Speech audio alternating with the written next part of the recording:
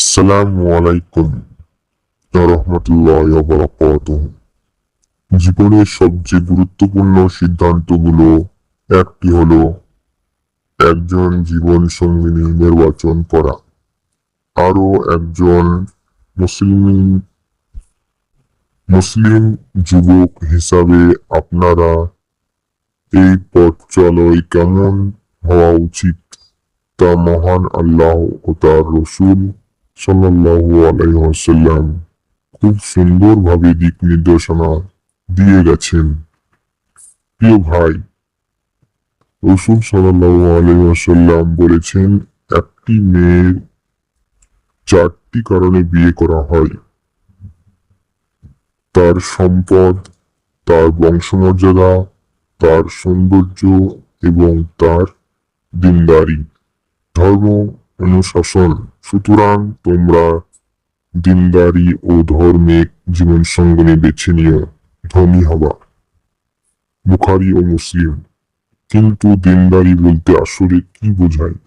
এর অর্থে হলো এমন একজন নারী যার মাঝে আল্লাহর ভীতি আছে, যে আপনার সুখ দুঃখে পাশে থাকবে, বিপদে ধৈর্য ধারণ করবে এবং শুধু এই দুনিয়ার জন্য নয়, বরং আপনার সাথে মিলে জান্নাতের পথ পা বাড়াবে।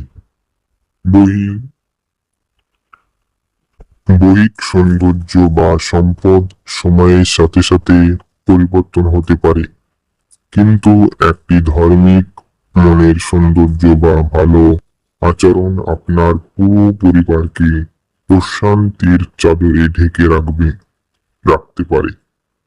জীবনসঙ্গিনী খোঁজার ক্ষেত্রে পার্থক্য জায়গায় হতাশ না হয়ে আল্লাহর উপর ভরসা করুন।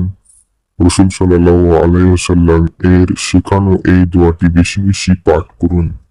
রব্বানা আতিনা ফিদ দুনিয়া হাসানা ওয়া ফিল আখিরাতি হাসানা ওয়া কিনা আযাবান নার। আল্লাহ যেন আপনার জীবন এমন একজন জীবন সঙ্গিনী নির্ধারণ করেন, যে হবে আপনার চোখে শীতলতা এবং ইবাদতের শ্রেষ্ঠ সহযোগী। তাই সমাজের অন্ধ অনুকরণে না গিয়ে নিজের জীবনের দিনকে প্রাধান্য দিন। সঠিক নিয়মে পরিবারকে জানান এবং হালাল পথে দাম্পত্য জীবনের ভিত্তি স্থাপন করুন। আজকে সঠিক মানসিকতা নিয়ে আপনার জীবন সঙ্গী